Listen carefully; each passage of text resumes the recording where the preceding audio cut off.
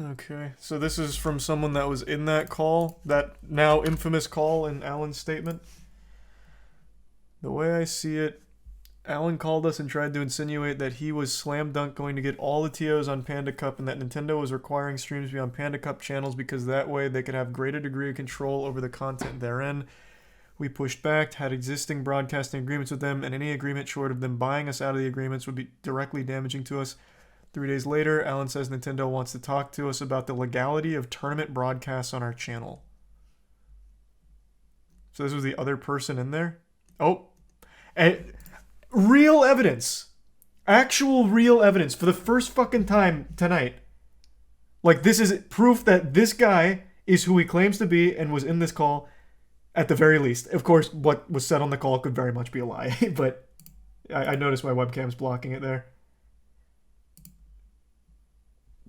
But that's good. That's a good start. We have an actual receipt here to prove that this guy was on this call and he is corroborating what now 2 people are saying.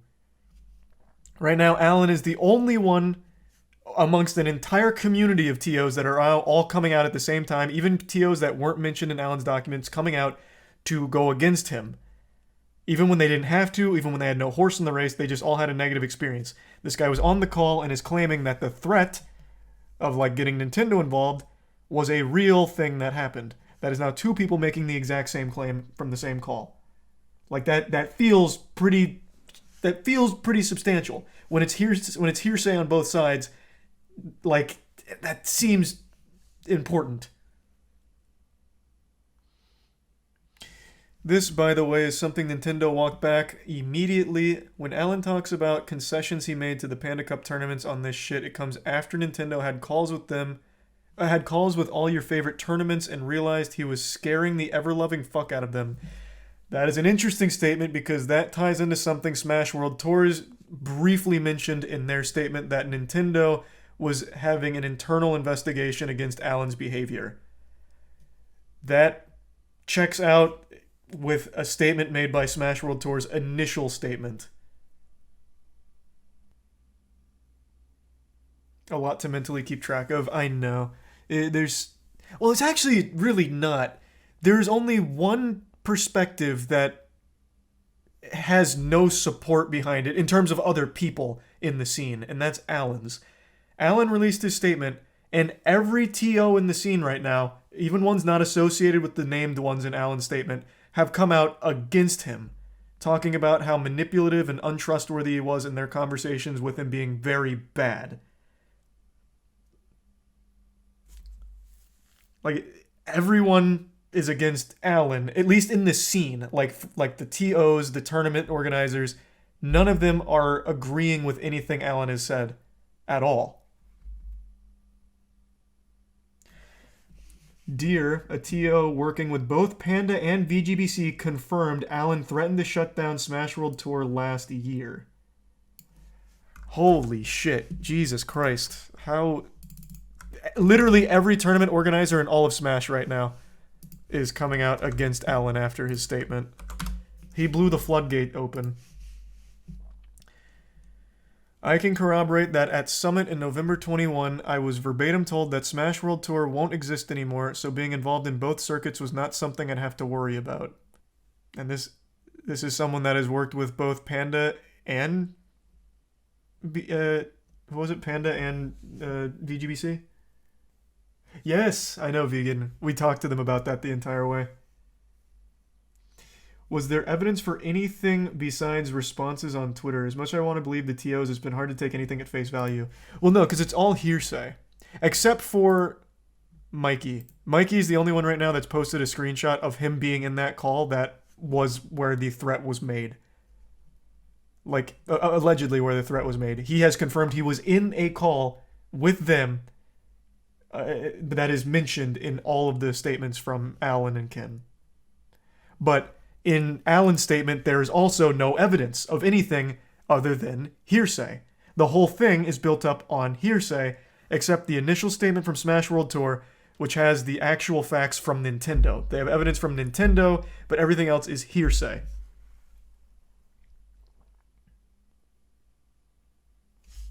You're loving this, aren't you? Actually, not at all. I think this is the worst thing that could have happened to the Smash scene. I couldn't imagine a more disastrous... Well, actually, I could. Another one of those, like, pedophile gates. But, like, aside from that, I couldn't imagine a second worse thing quite like this. Someone that has worked with both Panda and VGBC. In the same meeting, he mentioned one day hoping to buy/own Battle of BC and the events on the Cup. That's what triggered me to be wary of him from the jump. I think Bobak has captured things well. Bobak being the Genesis TO. Deadass, you could save Smash by buying the Panda shares and using Nintendo Bridge for good. That, I mean, again, that'd be very expensive, on like, no doubt about that, and there's no telling if Panda or if Nintendo wants to even honor that relationship going forward. Because after all this, I think there's a very real chance they back out entirely and never come back. Which is why I think this whole situation is fucking terrible. I don't think why people think Nintendo are going to get involved. There's been more intense shit like the pedo stuff that they looked over. Bro, Nintendo is like a family-branded entertainment company. They're not going to come take a hardline stance about like pedophiles that play their games. That just shines a light on it and it'd be worse for them. I never expected them to do anything. Anyone that did was out of their mind. I mean, maybe I toyed around with the idea like, man, this is so big Nintendo might get involved, but in the back of our heads, I'm sure we all knew they wouldn't. Nintendo might not think about ever being partners after this. Again, that's what I've been saying. That's what I'm most concerned with. Nintendo partnerships has just been, hey, let us run ads at your tournament. They've never been invested in the Smash. They've never invested into Smash at all competitively. And that's fine. Just having their blessing, knowing that they won't get shut down is actually just good enough. It'd be great if they put money behind it or production behind it or a team behind it, but like that's not even necessary. Just having their blessing. Like, we are official partners. You're not getting shut down. Like, this is fucking good enough. A week later, I had to walk the verbal offer back and say we're going with VGBC. We had discussions where Ken frankly but cordially said he was very disappointed and didn't like how negotiation was handled. That Ken is completely at odds with the Ken and Allen statement. Okay, so Slime is replying to TO from Genesis. This was the head TO for Genesis. And he was coming out to defend Ken's character, saying that what Alan's saying about Ken makes no sense with the Ken that I've talked to. Even in the most heated of times, Ken had never done anything quite even close to the level that Alan said. And now this is Slime saying the same thing. I was in these meetings and can confirm we were bummed about the walk back, but didn't throw a hissy fit and ended up working with Genesis the next year. Do you think Alan wasn't expecting people to tear this essay apart? I don't know what he was expecting. I really don't. It's, again, if he put any level of real thought into it, he would not have published this. I think you can pick apart this however you want. At the end of the day, there's no evidence, like even from everyone coming forward to defend the character of other people, there isn't evidence to corroborate that other than their own experience. Which there is an overwhelming amount of support for Ken, whom Alan calls out directly as being a piece of shit or the boogeyman doing all these horrible things. Everyone has come out to defend Ken. No one said anything quite like Alan or even close about Ken. And there's also been an overwhelming flood of people to come out to shit on Alan. People that weren't even named in this statement. People that Alan actually named as a positive experience have come out and said, actually, Alan was a terrible experience for us. We don't like him. He's a snake. But again, it's all hearsay. But there is one factually wrong statement that he makes that is a blatantly incorrect lie. And I just don't think that should be overlooked. You can feel however you want to feel about his claims and whatever about VGBC and BTS. That's all totally fine, because it's going to be up to you as an individual and how you feel about it. But he makes one just blatantly wrong lie about it not being booked, it never having existed, about how he believed that the Smash World Tour was a gambit that they may not have even planned on actually doing. He then says that they didn't have a block. That is wrong. You can go on the Marriott's website right now, which we already did, and they have an entire block called Smash World Tour Fans and Friends. It's just a lie. Was his other claim backed up by evidence? No, there is no evidence for his claims. It is just hearsay. His screenshots are him confirming like conversations he's had. Like, oh, they didn't join us. They didn't join us this time. We gave them a carrot. They said no, they don't want to join. Like he's showing screenshots where he doesn't freak out or anything, but that's not evidence to disprove anything that was been talked about. Don't forget he doesn't know LD apparently. That is another thing that is just blatantly. I can't even call it blatantly a lie because it's so ridiculous. This just had to be some kind of brain fart. This is another thing in his statement that is just completely unbelievable that it would even be in here. He says he doesn't know who LD is, yet praises Beyond the Summit, which is LD's company, as one of the fucking key members of BTS since the beginning. He would know who LD is. I don't think the hotel is evidence that could be created by fans for rooms. No, like the block is there though. Like on the Marriott's site, it is booking through them for the Smash World Tour event. Can you start that as a normal person? Because not only that, but all of the travel was booked and stipend for like players and stuff. But like on the actual Marriott, you can actually book a room for that event. For the fans and friends bundle. I don't know how that works. I don't know if you can do that as an individual. That seems like something only the hotel would be able to do. That seems very dangerous if you give people the power to make their own bookings on their fucking hotel. Here is yet another. What is this? Oh no, this is just someone in this space. This is not a TO. This is again just another name to add to the pile of people talking about and corroborating statements against Alan. Since one of the TOs has mentioned it publicly now, I've heard from nearly every major TO say that Alan talked about wanting to buy out the rights to their tournament brand. His goal was to own the entire ecosystem. This is like the fucking 10th or 15th TO saying the exact same thing. Yes, you'd have to talk to them on the phone, block a certain amount of rooms at a specific price point for the people coming in. It takes time and a bunch of paperwork. Okay, that makes sense. That's how I thought it would be. But chat seemed to think anyone could do it. I just wanted a little more confirmation. Of course, I can't confirm you actually work at a hotel. But, I mean, it's better than just saying, no, anyone can make it a booking on Marriott under any name. That seems weird. Like booking an event at the Marriott under any name. Why hasn't anything been done about Alan till now? Did Nintendo know about this and just not care?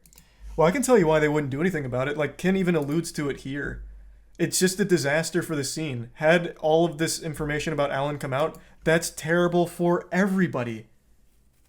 It's bad for the whole scene. You don't want that. Like I said, the Smash orgs have always had this, at least as I understand it, this you succeed, we succeed mentality, because it's all grassroots. When one is succeeding, it is helpful for all the other ones around it. So you don't want to see one crash and burn because that hurts everybody around you. So of course they wouldn't want to come forward with some kind of like expose on Alan and him overstepping his line. It seems like a lot of people just want to talk. Yeah, it feels like since all of this has happened and the lid's already been blown wide open, everyone's coming forward with their experience with Alan. And right now, every single one of them has been negative. And each one is corroborating the others, even from unrelated TOs. They're all sharing extremely similar experiences negatively about Alan. So far, there hasn't been any positive accounts of his character. Supporting is a death sentence? No, not really. Like, I saw, I think it was Coney. Coney was like, I never really had any reason to believe Alan was anything other than nice. I had a good experience with him. That said, you know, terrible situation, and then talked about all of the people coming forward with their horrible accounts of him. Like, there's of course going to be people that had good experiences with him. There absolutely will be. But those people are not the TOs, the people that he was directly communicating with in like a business capacity. Yeah, I already watched the Kadoran clip. I'm pretty sure I've seen everything now. It's fucking 2:30 a.m. I don't think there's going to be any more like big statements coming out. But yeah, this was a lot to take in. This was a pretty wild development here. Emphasize not to attack the players or staff. Oh, I actually haven't seen any of that happening. I know Alan mentions it, like the safety of the staff and everything, but I haven't seen any of that. I don't doubt that it exists because that shit always happens with internet drama. But from everything I've seen, the community's been like really understanding of like staff positions and players. But maybe I've just not seen it. But yeah, I think that should always go without saying.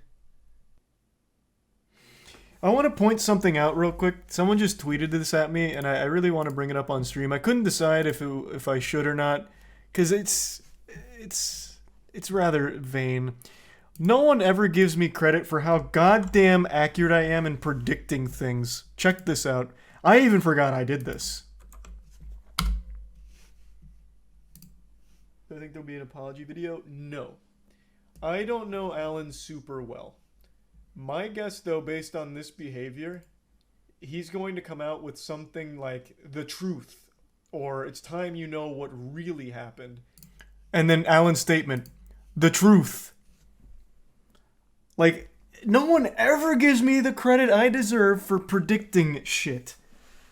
It's almost as if everyone does that. Nope, only I could see through the Matrix. Only I could guess it. I guessed it 10 years ago, though. Okay, fair enough. Yeah, you might have beat me to it.